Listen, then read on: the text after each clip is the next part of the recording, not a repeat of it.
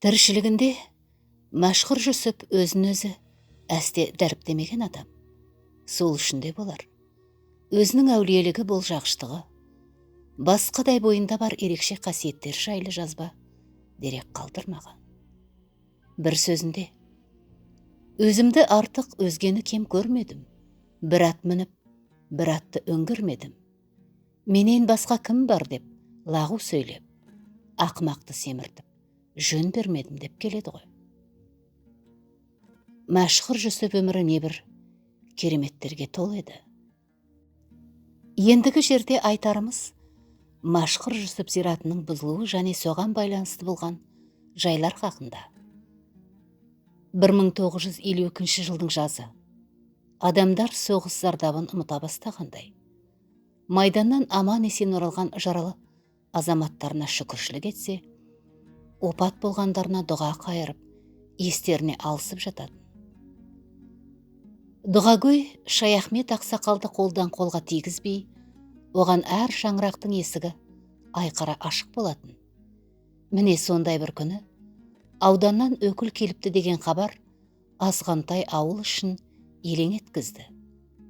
Иә, өкіл бұдан да бұрын келіп кетіп жататын, бірақ бұл жолғы үрдіс бір үрей туғызғандай жайы бар сияқты. Неге келіпті? Мәшһүр зиратын бұзуға дейді. Астағфиралла. Үлкенді кішілі ел адамдары сенделісіп, үйді кезіп кетісті.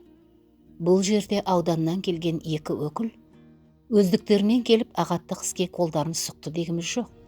Бірақ су басынан бұзылады демекші. Қазақ зиялыларын екшеудің екінші бір науқаны, яғни 1937 жылдың салқын лебі соғып тұрған анық. 50-ші жылдардың басынан бастап Кенесары Наурызбай қозғалысына байланысты мәселелер көтеріле бастады.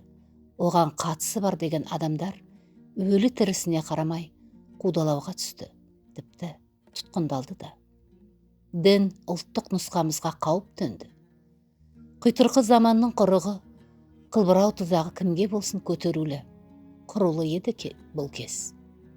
Тіпті 1937 жылдан бері өзгешелігі тірі пенде түгілі өлі әруақты да күңірентті. Міне осы кезгі жалпы хал ахуал осылай еді де, соның бір құрбаны Мәшһүр зираты болды. Мәшһүр өзінің зиратының тас талқан етіп бұзыларын болжап білді ме, білмеді ме, ол жағы беймәлім. Ал өлгеннен кейін денесі суық қолды боларын анық айтқан еді. Мүрдемнің 40 жылға дейін білінбей жатуын көзі тірі адамдар көреді.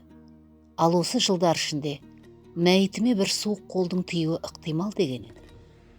Айтқанындай ақ, қайтыс болған соң бір жылдан кейін ашаршылыққа шыдамаған бір пенде Мәшһүрдің оң жақ санынан бір кесек ет алып ойып жепті. Бұл жерде Мәшһүрдің адамдар ит десең намыстанады, әлі ит жейтін заман болады деп болжау айтқан айта кеткен жөн. Ол болды да. Мәшһүрдің көзі тірісінде өзіне ас бергізуі осы болжамына байланысты болу керек. Уәкілдер кешке қарай келсе керек де, ертеңгілік науқанға шұғыл түрде қам жасап, ауыл атқамінерлерін жинап алыпты. Ол кездегі ел басшыларын актив деп атайтын, және бір сұмдықтарды солардың қолымен жасайтын. Міне сол жолы да жиылып алынғандар да солар еді. Алайда Мәшһүр зиратын бұзудан хабардар болған біразы таңнан атқа мініп безіп кетіпті. Бұл жөнінде сол кездегі колхоз қоймашысы әрі дүкенші Жүсіптің жәлелі былай деп айтады. Әкем Мәшһүрмен замандас әрі дос болған адам еді. Соғыстан да жараланып аман есен келіп едім. Енді ажалым осында тұрса да, Мәшһүрге қол жұмсағым жоқ деп атқа мініп, аяулы ақ тазысын ертіп, таң бозынан тайып отырыпты. Оның үстіне уәкілдердің қонып жатқан үйлері де сол үй болса керек. Сол сияқты қой фермасының бастығы Табылдының Жұмабегі, ауылдық кеңесі Иманбайдың уәлиі, ертеңгілік іздерін таптырмапты. Ал мәшһүрдің кенже баласы Фазыл өзінен өзі қатысуға тиіс еді.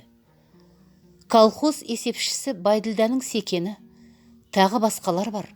Көздеріне жас, көңілдеріне қайғы толған. Мәшһүр мүрдесін қайыра жерлеуге тиісті ақсақалдар Ескелдіге қарай бет алды.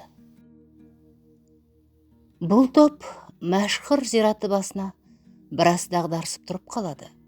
Міне осы сәт Жұмайділда тұрып, мәшһүр ұшып тұрып бас салады деп тұрсыңдар ма? Деді де қолына қайлы алып, зират үйінің төбесіне шығып, бір бұрыштан қайласын құлаштап сілтей жөнелген көрінеді. Ол кісі осыдан дәл 40 өткін өткен соң ауырып қайтыс болды. Науқастанып жатып, мәшһүрдің үлкен келіні Ақзейнепті арнайы алдырып, қателік жасадым. Сол қайланы алғаш сілтеп қалғанымда, оң жақ бүйірімнен бір шаншу қадалғандай болды. Ақыры ұлғайып, мына халге жеттім. Кешірім етіп, батаңызды беріңіз. Аса сыйлайтын келіні көрінесіз деп өтініш білдірген екен.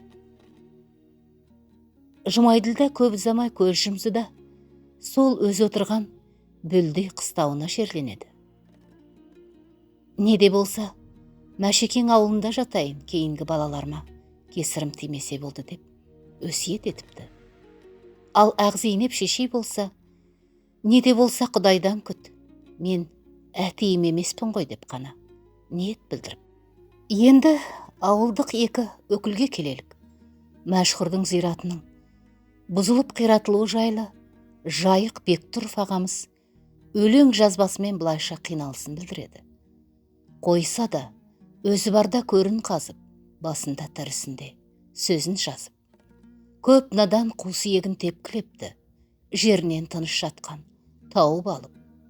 Топастар талқандатты көрдің астын. Деседе бір бұзықтың аты Қасым.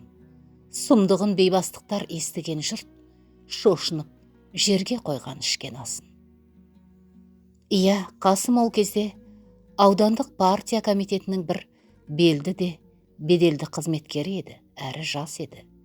Жастық не істетпейді, партия жұмсаған соң.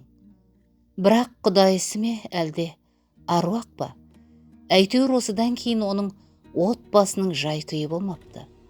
Ал аудандық милиция бастығы Малаев осыдан кейін қызметі төмендеп көше кезіп кетті деп естідік. Аудандық хатшы да көп жасамай суға кетті деп естідік. Мұнымыз табалау емес. Адам баласы жерге алғаш шырылдап түскенде маңдайына жазып қойған бір жазмыш болады дейді ғой. Сол жазмыш шығар, кімге болса да. Мәшһүр зиратының бұзылуы және оның салдары туралы ғұлама ғұмыры кітабынан.